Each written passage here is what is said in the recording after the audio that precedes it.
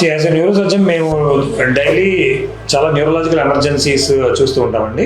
అందులో చాలా most common stroke, traumatic brain injury, accident ద్వారా బ్రెయిన్ ఇంజరీ జరిగిన పేషెంట్స్ చూస్తాము. ఈ రెండు చాలా టైం డిపెండెంట్ ప్రాబ్లమ్స్. ఎంత ఎర్లీగా హాస్పిటల్కి రీచ్ అవుతారో అంత బెటర్ అవుట్కమ్ ఉంటుంది. సో స్ట్రోక్ అనేది ఏంటంటే అది రెండు విభాగాలుగా ఉంటుంది. ఏదైనా బ్లీడ్ అయిందా మెదడులో, లేదా రక్తనాళం బ్లాక్ అవడం వల్ల స్ట్రోక్ వచ్చిందా.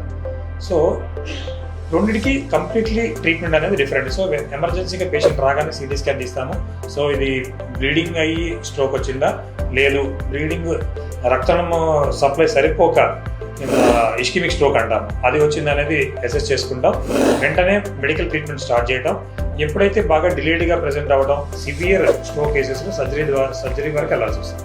అదే ట్రామాటిక్ బ్రెయిన్ ఇంజరీ కూడా ఎంత సివియర్గా బ్రెయిన్ ఇంజరీ జరిగింది అనే దాన్ని బట్టి ఇనీషియల్గా మెడికల్గా మేనేజ్ చేయటము. దాని తర్వాత ఎమర్జెన్సీ సర్జరీ చేయాలంటే వెంటనే ఆపరేషన్ థియేటర్కి తీసుకెళ్ళి ఎమర్జెన్సీగా సర్జరీ చేయడం. సో ఎంత త్వరగా పేషెంట్ రావడం, ఎంత త్వరగా ట్రీట్మెంట్ ఇవ్వడం, దాన్ని బట్టి బెటర్ అవుట్కమ్ ఉంటుంది.